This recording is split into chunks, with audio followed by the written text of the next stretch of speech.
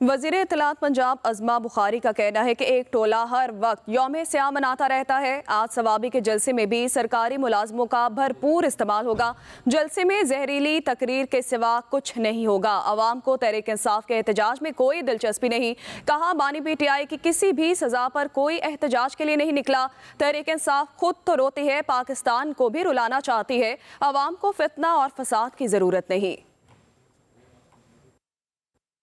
پچھلے سال الیکشن سے پہلے ملک میں کیا حالات تھے، ایک افراتفری کا عالم تھا، جگہ جگہ پر جو ہے وہ دنگا فساد ہو رہا تھا۔ اس کے بعد 8 فروری کا دن آیا پنجاب کے اندر، جہاں مریم نواز شریف صاحبہ کی حکومت بنی، لیکن دوسری طرف ایک ایسی بھی جماعت ہے جس کا ساری زندگی جس نے صرف رونا ہے۔ وہ خود تو روتے ہی ہیں لیکن ساتھ ساتھ پاکستان کو بھی رونے پہ مجبور کرتے ہیں۔ ایک جماعت جو یوم سیاہ منا رہی ہے، ان کے اعمال تو سیاہ تھے ہی تھے۔ ایک صوبے میں 12 سال سے ان کی بھی حکومت ہے، وہاں کے عوام کو کیا ملا؟ وہاں کے عوام کو ملا فتنہ اور فساد۔ ان کی اپنی زندگیوں میں بہتری لانے کے لیے کچھ نہیں ہوا۔ قذافی اسٹیڈیم میں الحمدللہ آپ نے دیکھا، جہاں پہ قذافی اسٹیڈیم کا افتتاح بھی کیا چیف منسٹر صاحبہ کے ساتھ، پرائم منسٹر صاحب نے ایک کانسرٹ تھا، وہاں پہ بہت خوشی ہوئی، پورا اسٹیڈیم بھرا ہوا تھا۔ ہماری یوتھ کو، ہمارے بچوں کو ان چیزوں کی ضرورت ہے۔ ہمارے بچوں کو پیٹرول بمپس کی ضرورت نہیں ہے۔ اب یہ ایکٹیویٹی اور بڑھنے جا رہی ہے۔ چیمپئنز ٹرافی کا انعقاد جو ہے وہ کیا جا رہا ہے۔ 2 بڑی ٹیمیں دنیا کی جو ہے وہ لاہور میں پہنچ چکی ہیں۔ ہمارے بچوں کو، ہماری عوام کو، ہماری قوم کو جو ہے وہ شر انگیزی اور فتنہ فساد کی ضرورت نہیں ہے۔ ان کے لیے کھیلوں کے میدان جو ہے وہ آباد ہونے چاہیے۔ وزیر اطلاعات پنجاب عظمہ بخاری کا کہنا ہے کہ ایک ٹولہ ہر وقت یوم سیاہ مناتا رہتا ہے۔ آج ثوابی کے جلسے میں بھی سرکاری ملازموں کا بھرپور استعمال ہوگا۔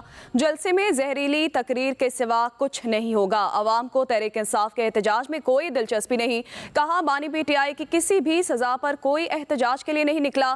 تحریک انصاف خود تو روتی ہے، پاکستان کو بھی رلانا چاہتی ہے۔ عوام کو فتنہ اور فساد کی ضرورت نہیں۔